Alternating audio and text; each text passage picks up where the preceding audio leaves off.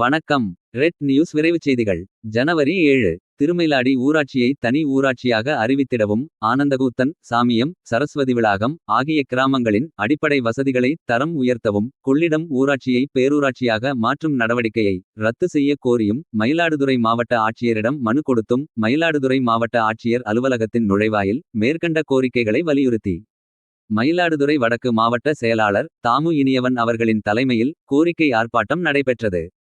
அரசு ஊழியர் ஐக்கிய பேரவையின் மாவட்ட துணை அமைப்பாளர் உலக கனிவண்ணன். வழக்கறிஞர் ஆனந்த செந்தில்குமார், புத்தூர் அன்புராஜ் பாபு. திருமயிலாடியை சார்ந்த ஊராட்சி மன்ற உறுப்பினர் சுரேஷ், நாட்டாமை சுந்தர வடிவேல், கோபால்சாமி, பன்னீர்செல்வம், தினகரன். சரஸ்வதி விளாகத்தைச் சார்ந்த சத்தியமுருகன், சதீஷ், விஜயேந்திரன், சம்பத். கடுக்காய் மரத்தைச் சார்ந்த சுபாஷ், சாமியத்தைச் சார்ந்த பாஸ்கர், அருள், வினோத், ஜோதி, மோகன் ஆகியோர்கள் பங்கேற்றனர். திருமயிலாடியைச் சார்ந்த க. ராஜி ஒருங்கிணைப்பில் ஏராளமான மகளிர் மற்றும் விடுதலைச் சிறுத்தைகள் கட்சியைச் சார்ந்தவர்கள் கலந்து கொண்டனர். இப்போராட்டத்தின் கோரிக்கைகளை வலியுறுத்தி வழக்கறிஞர் ஆனந்த செந்தில்குமார் கோஷங்களை எழுப்பினார். ரெட் நியூஸ் செய்திகளுக்காக செய்தியாளர் பெருமா மணிவண்ணன்.